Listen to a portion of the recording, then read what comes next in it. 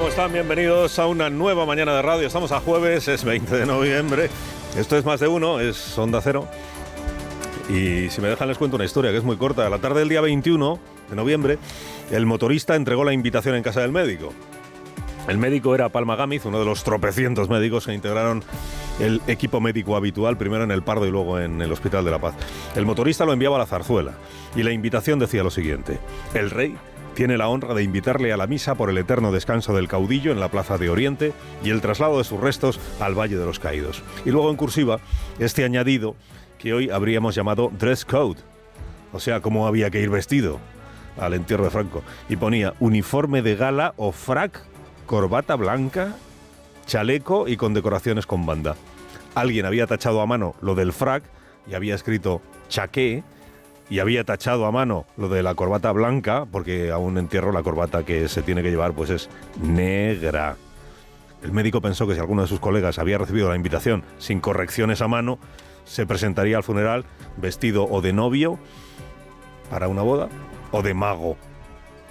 En el Valle de los Caídos, lo contó luego el médico, escuchó los gritos esperados, los gritos de Franco, no te vayas, Lucero de Occidente, quédate con nosotros, o tú eres la luz y ellos el caos. Un poco como la viñeta de Ramón en Hermano Lobo, ¿no? O nosotros el caos, el caos, el caos. Esos eran los gritos esperados, porque sintonizaban esos gritos con el tono doliente, luctuoso, que impregnaba las transmisiones de la televisión y de la radio y las crónicas de los periódicos. Todo el mundo se declaraba en público terriblemente afectado por la desaparición de Franco, ¿no? En paréntesis, cuando se murió Fidel Castro, me dijo un cubano en La Habana, lo escuchamos aquí, me dijo: ojalá hubiera muerto yo en lugar del comandante para no tener que vivir ahora huérfano.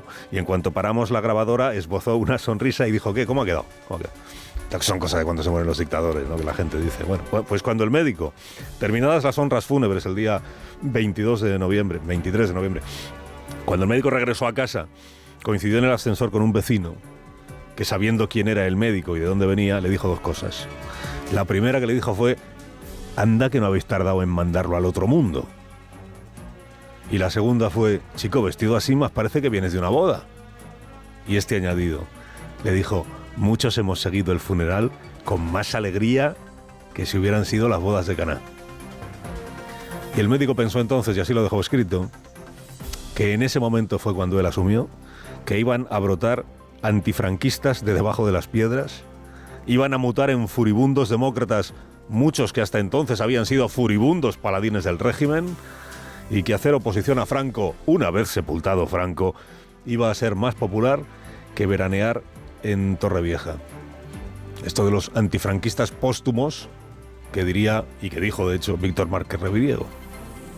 En realidad aún pasarían 2 años hasta que el régimen siguiera los pasos de su fundador, enterrado y bien enterrado, y la democracia pudiera relevarlo, encarnada en una constitución de verdad que llegó en el año 78, a finales del 78, y no esa estafa represiva que había antes y que se llamaba las leyes fundamentales del reino.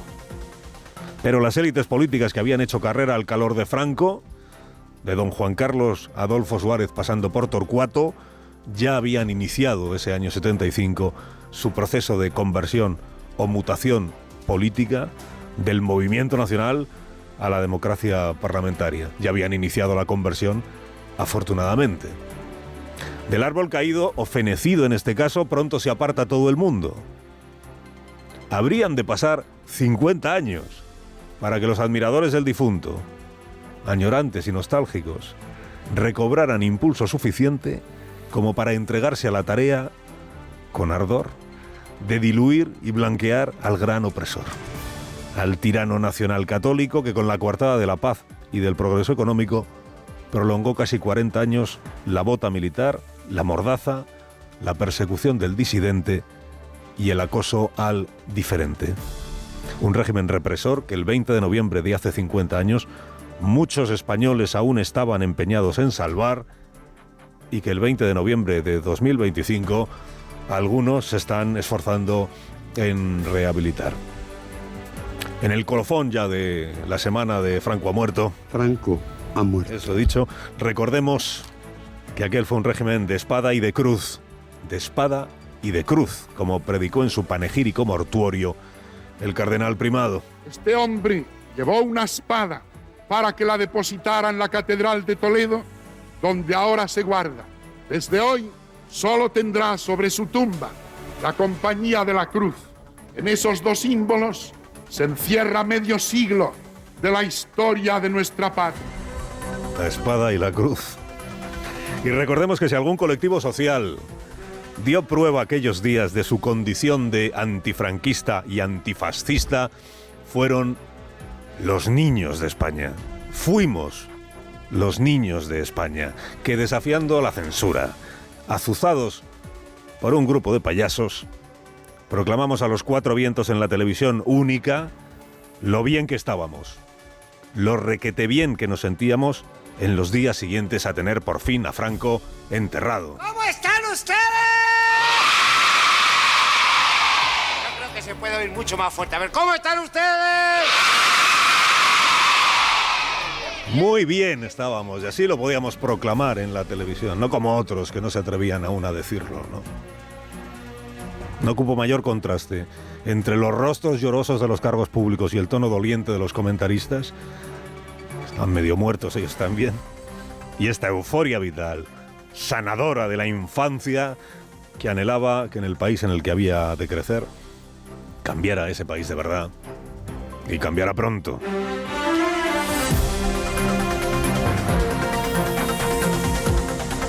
Bueno, si se descuida, José Luis Ábalos aún tiene la cama caliente en Soto del Real, la cama y la celda que ha dejado libre el Santos Tardán, uno que sale, otro que podría entrar.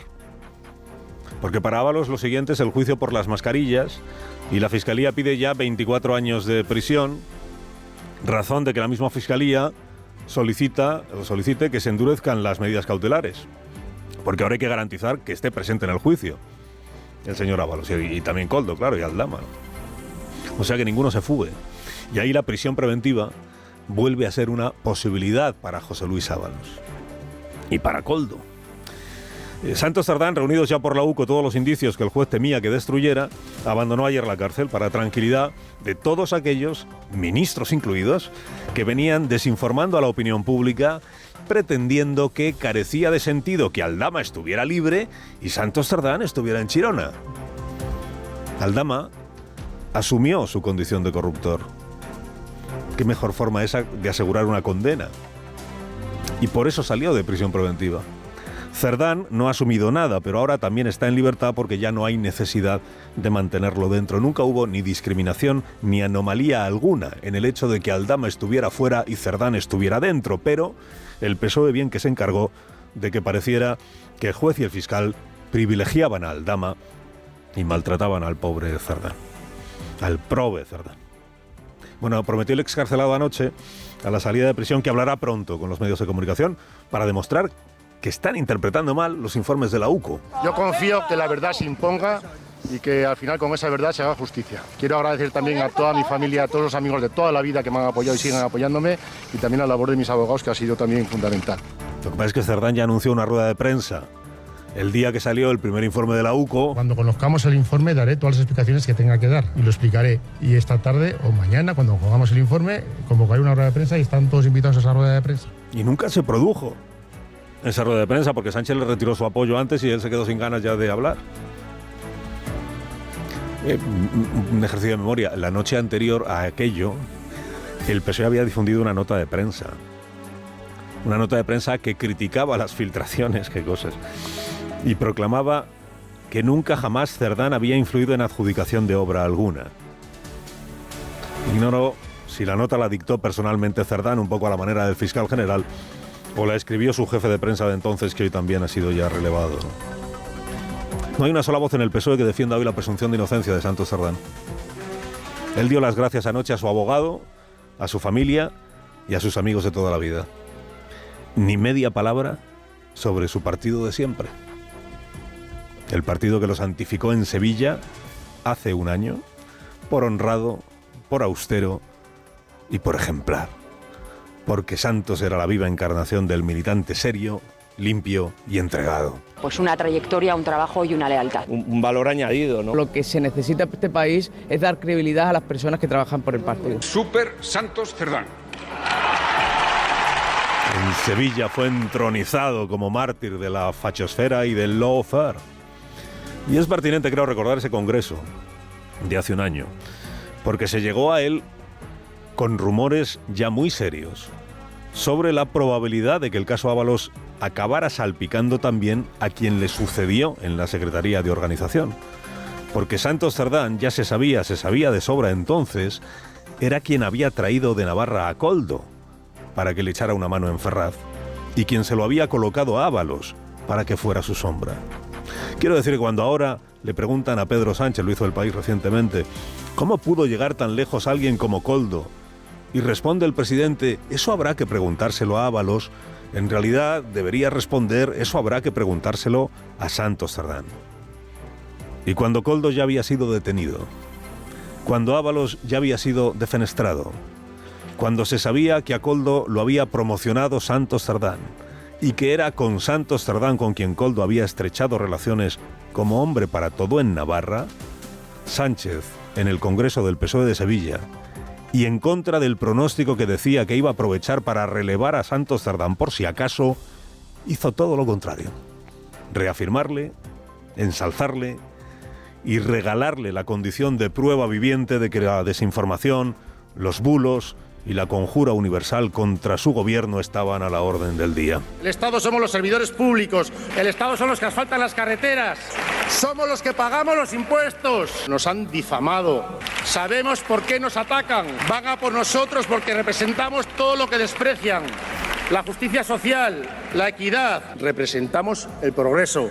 Así que, compañeros y compañeras, a por ello, celebrando lo que somos, este es nuestro momento. Muchas gracias. Cerdán fue elevado por la plana mayor del PSOE y al toque de silbato de su amo a la categoría de encarnación de la injusticia mediática y la intoxicación de la opinión pública. Ahora que la UCO acredita que este ciudadano, cargo orgánico del partido del gobierno, le pagaba la vivienda a una empresa adjudicataria, a Santos Cerdán, una empresa adjudicataria de concursos públicos, ahora que todo eso está en el informe, ¿se animará alguna vez el secretario general del PSOE a asumir que decidió mantenerlo en el sillón contra viento y marea, aun sabiendo que era el mentor de Koldo? ¿Se animará a disculparse el presidente con los medios a los que él acusó de estar engañando a sus lectores, el que ahora se declara tan engañado? ¿Se animará el presidente, en fin, a explicar algún día qué significa para él asumir responsabilidades políticas? Porque cuando se las exige a otros, solo significa una cosa, que es que dimitan. Pidió la dimisión de Ayuso porque tenía que asumir responsabilidades políticas. Pidió la de Mazón porque tenía que asumir responsabilidades políticas. Pidió la de Juanma Moreno porque tenía que asumir responsabilidades políticas. Pidió la de Rajoy por la corrupción porque tenía que asumir responsabilidades políticas. Pero cuando se trata de él y de sus dos escuderos enfangados hasta las cejas, asumir responsabilidades políticas resulta que significa sacudirse a los imputados y alegar que él nunca supo nada, ni se olió nada, ni nadie le advirtió de nada, ni nada, de nada, de nada. Muchas gracias, Carlos. De nada, de nada.